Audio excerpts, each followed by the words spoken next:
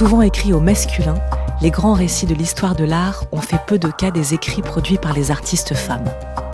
Pourtant, du journal intime à l'article de presse, ces textes d'une grande diversité témoignent des désirs, des efforts, des difficultés et des succès des créatrices. En puisant dans leurs mots, le podcast Paroles d'artistes femmes propose de faire entendre leur version de l'histoire. Les perspectives singulières ainsi dévoilées nous permettent de mieux comprendre les œuvres plastiques, mais surtout de renouveler notre compréhension des dynamiques de l'histoire de l'art.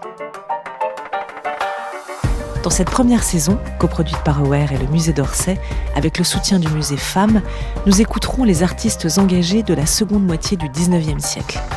Par l'écrit, elles ont défendu pour les femmes, entre autres revendications, la fondation de sociétés artistiques non mixtes, l'accès à un enseignement artistique de qualité et le droit à concourir au Prix de Rome.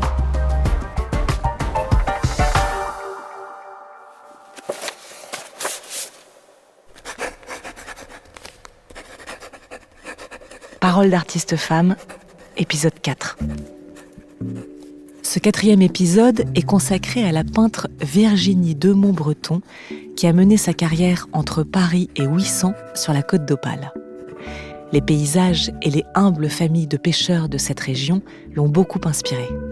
Ces toiles, peintes dans une veine naturaliste, nous en transmettent une vision harmonieuse, sans omettre la dureté des conditions de vie. Issue d'une grande famille d'artistes, la peintre a atteint la reconnaissance officielle et critique de son vivant et s'est notamment fait connaître pour ses engagements féministes auprès de l'Union des femmes peintres et sculpteurs. Le musée d'Orsay conserve d'elle 2 dessins et une toile intitulée « La plage », emblématique de ses sujets d'intérêt. De grande dimension, presque 2 mètres de hauteur pour 3,5 mètres de largeur, ce tableau fut, au salon de 1883, le premier grand succès de l'artiste. Acquis par l'État, il est déposé au musée des Beaux-Arts d'Arras.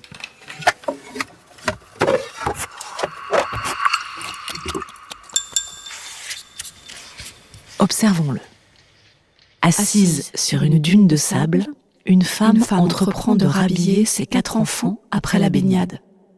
La simplicité de sa tenue, une robe sombre dans un tissu épais et un bonnet blanc, traduit sa condition modeste. Elle tient dans ses bras son enfant le plus jeune, nu, qu'elle surveille du coin de l'œil. Debout à sa gauche, une petite fille un peu plus âgée se tient face à nous, nue, les bras relevés comme pour se protéger du soleil. À leur gauche, fermant le groupe, 2 garçons vêtus de caleçons, les aînés, s'ébattent joyeusement dans le sable. Éparpillés à terre, les vêtements forment un amas indistinct de couleurs.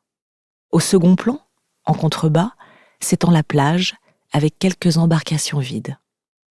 La ligne d'horizon est formée par la mer à l'arrière-plan. Les carnations des personnages et l'étendue de sable forment un camailleux harmonieux de teintes sourdes, traduisant l'unité avec la nature et la douceur de cette scène. Autour du groupe poussent des chardons bleus, typiques de la côte d'Opale, tout comme les falaises à l'arrière-plan. Ces éléments, qui ancrent le paysage dans une réalité géographique, invitent aussi à la prudence et rappellent que le danger guette, même dans les moments les plus innocents.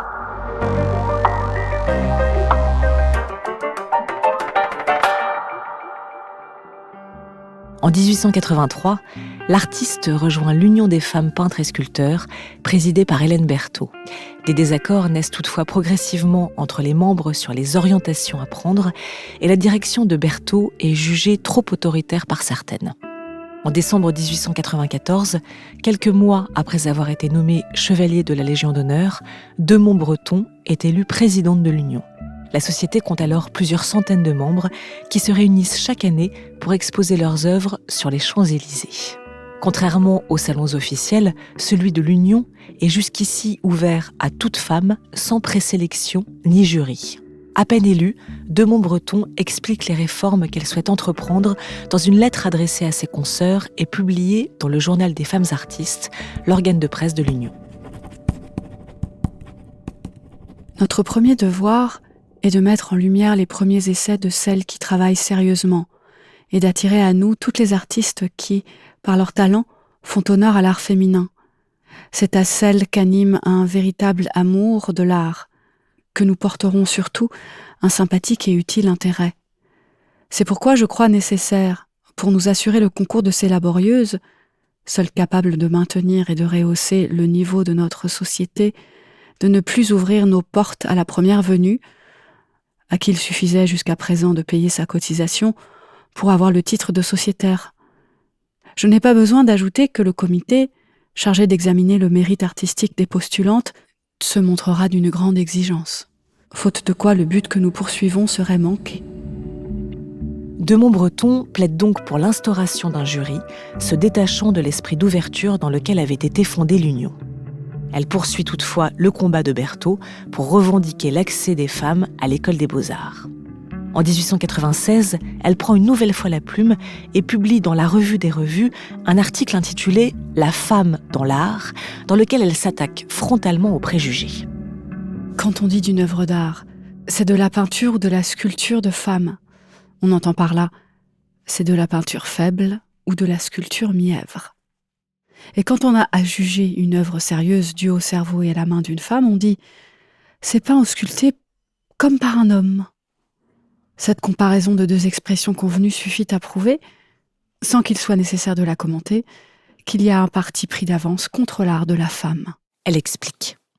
La femme n'éprouve pas de la même manière que l'homme. S'il peut y avoir des choses qu'elle comprend moins bien, il en est d'autres qu'elle est à même d'approfondir davantage.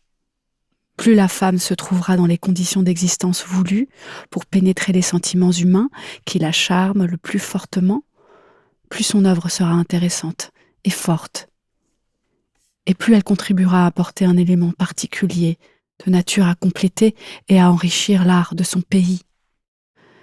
C'est pourquoi les jeunes filles qui prétendent se refuser d'avance tout ce qui se rapporte à leur destinée d'après les lois naturelles, sous prétexte de se dévouer exclusivement à leur art, à leur vocation, font absolument fausse route, même dans le but artistique qu'elles poursuivent. Les arts plastiques sont, comme le langage, des moyens d'expression de nos idées et de nos émotions, et il n'y a d'émouvante que les paroles émues.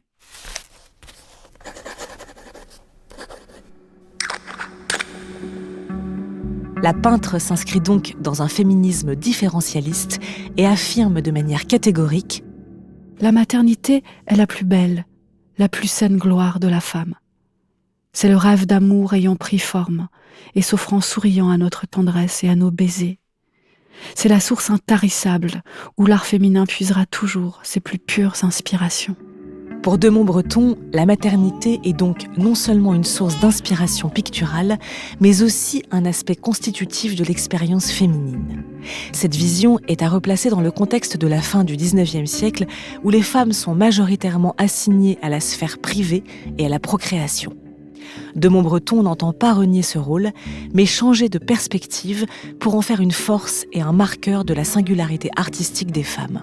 Elle-même mène sa carrière tout en étant l'épouse du peintre André Demont, avec lequel elle a 3 filles, dont l'une, Adrienne, deviendra artiste. Si de Montbreton a pu bénéficier d'une formation artistique au sein de sa famille, c'est bien l'accès à l'école des beaux-arts, dont l'enseignement académique correspond à ses propres recherches esthétiques, qu'elle revendique pour les femmes. Ce que nous désirons toutes et appelons de toutes nos forces, c'est de voir se réaliser une chose que la simple justice commande et qui est accordée aux femmes dans les autres pays. C'est-à-dire qu'il soit donné par l'État aux jeunes filles françaises une éducation artistique analogue à celle que reçoivent les jeunes hommes à l'école des beaux-arts. Nous insistons pour que, dans les concours, le jugement soit porté sans que les juges sachent, au moment où ils se prononcent, s'ils sont en présence d'une œuvre d'homme ou d'une œuvre de femme, comme cela se fait déjà dans les concours de l'enseignement du dessin en vue du professorat, où les femmes remportent souvent des succès sur leurs concurrents masculins. Ce qui manque donc généralement aux femmes, c'est l'espoir dans leur propre force qui donne le courage d'apprendre. C'est l'étude sérieuse qui donne l'audace de tenter la réalisation de leurs aspirations. On n'instruira jamais trop la jeune fille, surtout quand cette instruction a pour but un métier qui peut devenir un gagne-pain. De Montbreton s'appuie donc aussi sur des arguments économiques pour formuler ses revendications et être entendue des dirigeants. À la même époque, elle apprend que la peintre animalière Rosa Bonheur, visitant le salon, aurait demandé à ce qu'on lui montre d'abord les œuvres des femmes. Encouragée par cette nouvelle, elle décide de prendre contact avec son aîné, alors au faîte de sa gloire. Comme elle le raconte dans ses mémoires, publiés en 4 volumes à partir de 1926, de Montbreton propose ensuite à ses camarades de l'Union de nommer l'illustre peintre leur présidente d'honneur. La décision est acceptée par acclamation. J'avais donc à la prier de vouloir bien nous permettre d'inscrire à notre tête son nom glorieux. Bonheur accepte cette invitation et une amitié se noue entre les deux femmes qui ont en commun l'amour du métier de peintre et l'admiration pour l'harmonie de la nature. De Montbreton se souvient notamment du succès de l'exposition de sa consoeur en 1897 à la galerie Georges Petit à Paris. Elle était heureuse de ce nouveau succès, non seulement pour elle-même, mais aussi pour la cause des femmes artistes en général. Elle aimait à constater qu'elle contribuait à prouver ce dont le sexe réputé faible est capable. Elle était féministe en ce sens qu'elle désirait que le développement des facultés artistiques féminines puisse s'effectuer le plus complètement possible. Elle souligne le soutien de son amie, dont elle dresse un portrait presque hagiographique, l'érigeant en modèle parmi les femmes peintres. Son rêve était la paix, la liberté, l'égalité pour tous. L'abolition de tout ce qui est rivalité et haine, la fraternité répandue, sans distinction de sexe ni de rang, dans l'humanité tout entière. Le bonheur, la justice, même en dehors de l'humanité, pour le plus humble des animaux, qui ne demande qu'à boire à une source pure et à avoir sa place au bon soleil. La lutte de Montbreton et de ses alliés a porté ses fruits. En plusieurs étapes, l'École des Beaux-Arts a fini par ouvrir ses portes aux femmes. Après avoir quitté la présidence de l'Union en 1901, de Montbreton a continué à peindre et à recevoir des honneurs officiels. Nommée membre de l'Académie royale d'Anvers en 1913, elle a été promue officier de la Légion d'honneur l'année suivante. Si ses mémoires, qui font la part belle aux hommes de son entourage, font peu état de ses propres succès et de ses recherches artistiques, de Montbreton a toutefois publié, peu après la Première Guerre mondiale, un recueil de poésie intitulé « Tendresse dans la tourmente ». La plume fut ainsi pour elle un outil de revendication, d'hommage et de consolation.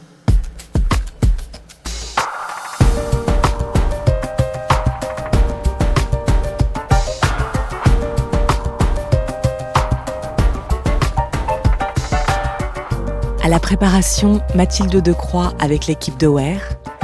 À la réalisation, Élodie Royer. À la recherche et à la rédaction, Delphine Waynes. Musique générique et sound design, Basile Beaucaire. Musique originale, Giuliano Gil. Mixage, Simon Zrak. Voix off, Anna Sigalevitch. Voix artiste, Camille.